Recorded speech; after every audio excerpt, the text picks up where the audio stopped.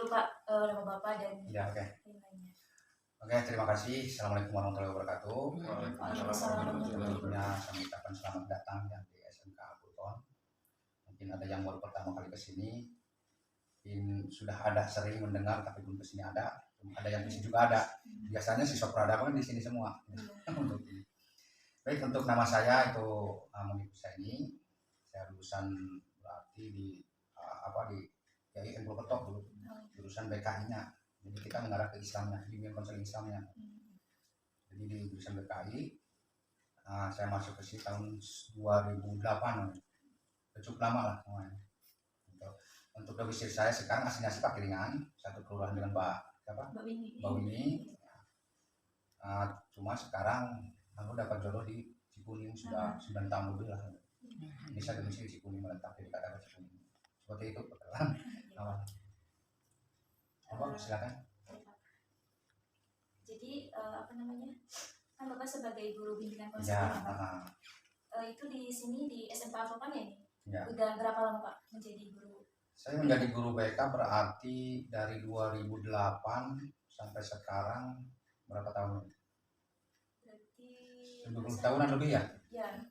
Hampir 11 tahun lah saya mengambil di mapel BK, bukan mapel tapi layanan dan bimbingan konseling. Berarti Bapak habis itu langsung masuk sini Pak? Apa sebelumnya ngajar di mana? Sebelumnya saya nggak ngajar, malah saya ditarik dari suruh ke sini. Iya. Kita disuruhin untuk membantu karena dulu yang namanya guru BK itu kurang diminati. Saya cari kuliah yang jurusannya kan kadang-kadang PAUD, PGSD itu paling banyak. Terus saya mengambil jurusan BK. Alhamdulillah saya langsung disuruh mengambil di SMK Alputon seperti itu. Menurut Bapak apa? Sepanjang kan Bapak kuliah di bimbingan konseling, itu menurut Bapak itu kendalanya atau di sekolah di sini yang anak-anaknya tuh seperti apa gitu ya? Memang setiap pendidikan itu pasti ada kendala, Dan dimanapun instansi itu ada kendalanya. Namun alhamdulillah di SMK Alputon karena notabene berbasis pondok gitu ya. Kami setiap hari itu sering pembiasaan mengaji, kan kita masuk jam 7 bareng-bareng ngaji di musola. Kemudian pembiasaan ini sebelum pandemi ya, pembiasaan sapa menyapa, salam, kita guru-guru berbaris di gerbang itu menyalami semua siswa. Itu ya kendalanya ya sangat klasik sekali yang namanya siswa kan, apalagi di tingkat SMK itu kan masa peralihan. Ya di situ peran BK ya memang harus maksimal. Ya kebanyakan ya kasusnya itu. Jadi kurangnya mengenali diri sendiri. Pengenalan dirinya itu kurang. Apalagi yang istilahnya mohon maaf ya dari segi fisik atau itunya kurang sempurna lah, itu merasa minder. Nah di sini ya kendalanya seperti itu, menguatkan, membantu siswa kami untuk mengenal dirinya karena yang namanya manusia itu diciptakan sama ya, namun yang berbeda itu takwanya. Semuanya kan pasti ada jalan keluar, itu kendalanya seperti itu. Nah, itu kan kalau setiap pagi ada pembiasaan. Ya. Bagaimana kalau cara Bapak menangani itu siswa yang misalkan pasti ada yang suka bolos gitu, gitu. Cara menanganinya. Ya, yang namanya siswa kan tidak semua sama ya. Ada yang rajin, ada yang setengah rajin, mungkin ada yang blinger lah gitu. Ya kita guru BK malah paling kenalnya itu yang bermasalah, paling kenal itu malah saya asik, ada tantangan bagi saya. Jadi kami memegang strategi ya. Ada absensi per kelas itu kita dibikin mandiri, jadi ketua kelas yang memegang absensi tersebut, dan juga ada grup piket ya. Jadi ada grup piket pun ada beberapa, jadi ada yang keliling dan juga ada yang di tempat pengajian. Jadi saling mengawasi, sehingga nanti setiap minggu itu ada evaluasi dari ketua kelas itu, laporan Pak ini yang tidak pernah ikut. Nah di situ kami dan wali kelas langsung kerjasama, istilahnya membuat sebuah konseling kelompok gitu. Jadi konseling kelompok itu karena kan ada masalah, biasanya konseling kan ada masalah, beda dengan bimbingan. Gitu. Kalau konseling kelompok biasanya kita tatap muka, ada masalah membahas itu, jadi kita memahami siswa kendalanya apa, kenapa kok selama ini tidak pernah masuk. Itu mungkin strategi kami seperti itu. Ada lagi dari yang lain? Terus kira-kira itu strategi kelompok itu berjalan dengan efektif apa enggak Pak buat pembelajaran di sini? Ya kalau kita bicara efektif kan itu makan harapan ya. karena tidak semua program itu kan bisa terlaksana dengan sempurna. Dimanapun yang nama program pasti kan ada sedikit kendala. Mungkin ada yang berapa persen, tapi alhamdulillah kita ya masuk ke 90% lah. 90% karena banyak sekali ya, masih banyak itu yang istilahnya belum bisa mengaji dan sudah jadi malu kan. Hingga mending gak ikut aja kan ikut pengajian. Itu ya kita kan sering evaluasi. Kalau kegiatan pembiasan pengajian itu tidak berhasil ya dari dulu sudah kami tidak dilaksanakan. Tapi alhamdulillah sampai sekarang program pembiasan pengajian itu masih bisa dilaksanakan. Jadi ya evaluasinya berhasil kan itu. Walaupun berapa persen. Kalau menurut Bapak seberapa penting ada tidaknya BK itu di sekolah? Oh ya, yang namanya guru kan ada sembilan kata orang Jawa itu ditiru dan digugukan gitu. Iya. Apalagi guru BK yang diberi keahlian untuk membantu siswa, bukan istilah membantu. Kan kadang guru itu kurang memintakan gitu. Saya memintakan itu tidak seperti itu, tapi membantu ya. Yang namanya siswa itu kan, saya yakin siswa satu dengan siswa yang itu unik sekali berbeda. Dari kelakuannya, dari sikapnya, serapa gaya belajar kan gitu, dan lain sebagainya. Ya di situ peran BK itu benar-benar terasa, apalagi di masa pandemi ini. Pada ini coba bayangkan yang namanya pembelajaran daring. Kalau memang tidak ada kerjasama antara orang tua dan guru ataupun guru BK, saya yakin orang tua akan kesulitan untuk mengontrol. Tapi ketika ada kerjasama ya, antara orang tua, kami itu di sini strateginya ya, setiap wali kelas itu memberikan nomor ke orang tua masing-masing dan guru BK-nya. Sehingga ketika ada apa-apa kami bisa konsultasi. Malah kami waktu pandemi itu pernah kompisit gitu ya. Karena tidak mau belajar karena sudah kebiasaannya tidur siang gitu, main apa gitu. Di situ peran guru BK benar-benar terasa kan gitu. Apalagi di zaman masa pandemi. Kemudian di sebelum pandemi pun yang namanya peran guru BK karena tugasnya itu membantu menemukan jati dirinya, karena yang membentuk itu kan diri sendiri yang berhasil atau tidaknya. Tapi dengan adanya motivasi maupun teknik-teknik pelayanan bimbingan yang baik, saya yakin yang namanya manusia membantu juga. Kalau kena hujan sedikit-sedikit pasti itu ya. Ini namanya manusia kalau punya pikiran pasti berubah, insya Allah pasti berubah. Perannya itu kemudian yang kedua, ketika ada guru BK itu mungkin tempat curhatan ya. Kadang kalau teman sebuah curhat ke teman sebaya lagi kan kadang memanas, memanas Pak. Jadi malah semakin runyam, mesti baik. Tapi guru BK ya tidak menentukan, tapi mendengar dulu, yang keluhannya mendengar, nanti sama-sama menyimpulkan. Oh berarti saya harus begini Pak kan gitu. Jadi tidak ada kata-kata jangan. Guru BK itu ketika bimbingan, kamu jangan seperti ini, ya. Tapi memberikan motivasi yang menjawab dirinya sendiri, yang jadi mengunggah dirinya untuk menemukan titik keluar saya harus seperti apa, bareng-bareng gitu. Cuma guru itu ya memotivasi. Sebagai contoh seperti ini, orang yang sering siswa itu kebanyakan berangkat siang. Nah, kemudian saya panggil, kalau sering individu, saya panggil, saya tanyakan jam pelajaran jam masuk sekolah ataupun jam berapa gitu. Terus kamu berangkat jam berapa? Saya tanyakan sama diri Anda sendiri, ya. Itu mengikuti aturan tidak? Saya tanyakan, silakan kalau Anda merenung gitu seperti itu. Itu udah langsung kamu harus ngerti. Jadi itu malah jadi kita bareng-bareng lah gitu.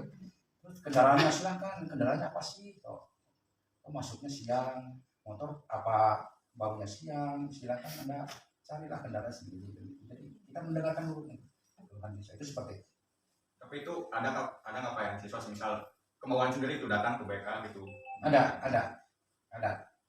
Jadi kami dari dulu sebelum pelajaran karena ini kami pelajaran baru ya, kami melakukan asesmen. Kemudian di MPRS itu guru BK istilahnya memberikan penjelasan bahwa BK itu intinya bukan polisi sekolah gitu. Kadang yang masuk BK itu orang yang nyontek, orang yang suka bolos, ini dari dulu kan. Saya juga pernah merasakan sih. Tapi sekarang ya anak-anak di sini sudah sadar ya bahwa BK itu ya bukan hanya untuk orang anak-anak yang bermasalah saja, tapi juga ada yang tempat istilahnya curhat tentang kesulitan belajar, apa hubungan dengan teman sebaya, keluarga, lingkungan dan sebagainya. Alhamdulillah. Kemudian nilai plusnya BK di sini gitu, itu ada yang namanya hipnoterapi. Jadi itu di targetnya ke konseling, malah di luar jalur gitu. Ketika Pak bisa enggak saya fobia apa binatang, alhamdulillah setelah saya terapi malah berani gitu. Dan juga saya sering juga di BK ini, BK Alpur itu mengisi motivasi kepada SLTP di Kecamatan Batu ini sudah paham. Contohnya motivasi ketika mau ujian nasional, kita motivasi bareng-bareng. Itu seperti itu. Jadi pengalaman Bapak untuk membimbing itu kan kebanyakan anak-anak yang bermasalah ya Pak. Ya. Nah itu kan ada juga siswa yang seperti berprestasi atau ingin meningkatkan kompeten dirinya sendiri gitu loh Pak. Itu apakah sudah beberapa ditangani atau bagaimana penanganannya? Nah itu strategi layanan kami itu kan ada, kalau di sini tuh konseling individu, bimbingan individu, dan juga bimbingan kelompok. Nah, di sini ketika bimbingan kelompok kita menentukan tema. Contohnya bagaimana sih kita rajin belajar. Jadi semuanya mengenakan gitu. Biasanya anak-anak yang ke BK yang non bermasalah itu di segi pelajaran ini. Oh, saya pelajaran ini sulit sekali gitu. Contohnya saya pelajaran matematika sulit sekali. Ya, kita bangun hatinya supaya cinta dulu sama matematika. Padahal kalau nggak cinta ya saya kira sampai kapanpun kan bisa. Sudah mental blocknya ya sudah matematika sulit, sudah sulit. Jadi ya sama anak contohnya gini. Ya, jangan ke situ ada hantu. Pasti anak itu kalau jalan ke sini hanya hantu saja kan itu. Itu seperti mancing seperti itu. Jadi kalau manusia sudah angin ujung matematika sulit sekali semua. Bisa sudah sulit sampai kapanpun kan sulit. Tapi kalau mindsetnya kita bangun, ya mental block kita ubah bahwa matematika mudah, saya mudah. Caranya apa? Ya, di kamarnya tulis matematika mudah. Saya itu akan berhasil. Alhamdulillah anak yang mencoba membawa mental block itu berhasil. Dan lulusannya pun alhamdulillah sukses. Anak-anak yang seperti itu. Ya. Nah jadi kalau ini tanggapan apa yang familiar banget itu dari zaman dulu sampai sekarang ketika melihat anak berokok memakai baju seragam di luar sekolah, apalagi di luar sekolah berkeliaran, kalau di dalam sekolah itu gimana? Begini, yang namanya guru kan kewajiban utamanya ya memang di luar sekolah pun kita berkewajiban, namun kan kita kembalikan pada orang tua untuk di luar sekolah konteksnya seperti itu. Tapi ketika di sekolah kita benar-benar merasa bertanggung jawab gitu. Sebagai contoh, ketika baju tidak dimasukkan gitu. Salah ketika bilang masukkan baju, itu kan salah seperti itu. Tapi guru BK itu beda menasihatinya. Anda kalau dimasukkan saya foto luar biasa itu bagus. Kan seperti itu. Tapi kalau masukkan nanti dia akan melanggar pasti. Jadi ketika ada omongan seperti itu ya sama ke anak juga gitu. Ya. Jangan makan itu. Contohnya kan mungkin nanti juga anak ya. Kita bawa anak, ada yang menjawab supaya namanya Arka. Jadi Arka terus ibunya yang menjawab itu salah sebetulnya. Tapi harus anaknya. Ya. Jadi nanti kalau seperti itu nanti akan gagal-gagal terus sama dengan seperti itu. Jadi kalau merokok di sini, kalau merokok itu kan kita ada aturan-aturan, nanti ada poin kan seperti itu. Kalau merokok, apalagi minuman keras di sini sudah dikeluarkan, kalau ada yang minuman keras sering sekali. Jadi kami tidak butuh siswa seperti itu. Yang masuk ke SMA Lurkon berarti yang siap sekolah, yang siap kerja gitu. Karena saya yakin orang yang rajin, ya pasti nanti kedepannya juga akan baik. Tidak mungkin menanam jagung, timbul padi kan itu. Itu seperti itu di sekolah kami. Jadi pada yang berhasil ya kayak terkait mereka itu kayak konsultasi sama Bapak itu kira-kira banyak anak yang berhasil gitu. Alhamdulillah ya, jadi seperti tadi saya katakan ya yang menentukan berhasil itu kan anak.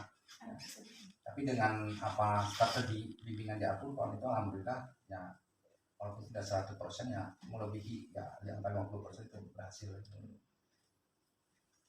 Karena ada strategi khusus beda ketika guru wali kelas selain guru ketemu nama itu beda sekali. Jadi anak malah apa ya nanti juga akan melanggar lagi gitu. Tapi tapi ada pendekatan dari ibu satu kali merokok dipanggil sudah tuntas tidak, pasti kan merokok lagi. Berarti perbedaannya untuk layanan bimbingan konseling apa namanya di sekarang pandemi ya Pak, jadi virtual kan sekolahnya juga. Jadi itu penanganannya itu seperti apa Pak? Nah, kita ada grup nanti ya. Jadi contohnya bimbingan saya jadi ada 5 kelas, kita bikin grup, jadi kelas ini. Kemudian saya memberikan kemerdekaan belajar kepada mereka ya.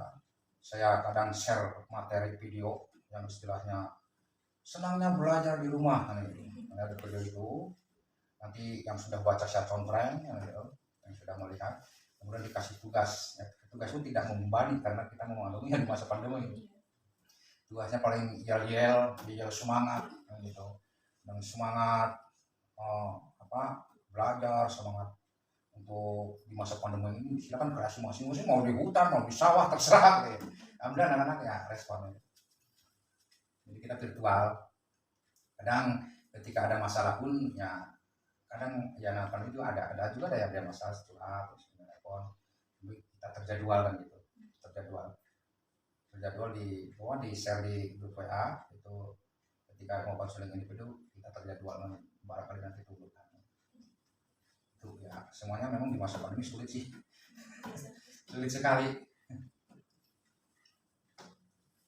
Bahkan untuk bentuk kerjasamanya itu sama orang tua gimana antara guru BK atau guru yang lain? Jadi yang namanya penanganan siswa itu ada prosedurnya. Contoh ada kasus ya gitu. Karena yang namanya kasus itu ada kasus sedang berat dan ringan lah gitu. Kita kesimpulan berat dan ringan. Kalau kasus ringan ya kita kolaborasinya dengan pertama itu dengan wali kelas dulu. Kita koordinasi bahwa kita kan kalau wali kelas bisa memantau setiap harinya itu datang. Nah, kalau saya dibuka buku bimbingannya, kan yang setiap anak itu ada satu buku gitu, namanya buku bimbingan. Dari tinggi badan, berat badan, itu setiap minggu setiap bulan itu sering kami kontrol gitu. Dan juga hobi dan sebagainya. Nah setelah itu kita cocokkan pelanggarannya, karena di buku BK itu kan ada hobi apa yang diharapkan, terus jarak rumah dan sebagainya, komplit sekali. Pemanggilan siswa itu sebagai pemberitahuan bahwa kita sama-sama ingin menjaga, kita sama-sama mendidik anak di rumah seperti ini, di kelas ini. Dari sini kami tahu, oh di rumah seperti ini, dan kita terangkan, oh di sekolah seperti ini kan. Ini minta informasinya lah dari kerjasama. Gitu. Kemudian kalau lebih berat lagi kita berarti ke alih tangan namanya. Kalau alih tangan bisa ke polisi, bisa ke psikiater ataupun ke penyembuhan lainnya gitu. Kita alih tangan kan. Kira-kira sudah ada belum Pak yang kayak gitu, ada kasus yang paling berat? Belum ada. Nah, karena ya kalau ketergantungan itu tidak ada di sini rata-rata. Ya ada sih ada yang namanya rumah aja itu pasti minum itu pasti ada di sekolah manapun. Saya tidak membohongi, tidak rumah suci, tidak ada ya. Apakah siswa-siswa alumni itu masih kayak konsultasi atau enggak lost kontak gitu kalau ya. Gitu? Gimana Pak? Ada juga yang konsultasi tapi ketika lulus baru kan gitu. Contoh ya masih 3 tahunan lah gitu, lulusnya 3 tahun itu masih anak-anaknya. Tapi ketika sudah hampir 5 tahun ke atas ya mungkin mereka sudah menumbuhkan kehidupannya sendiri.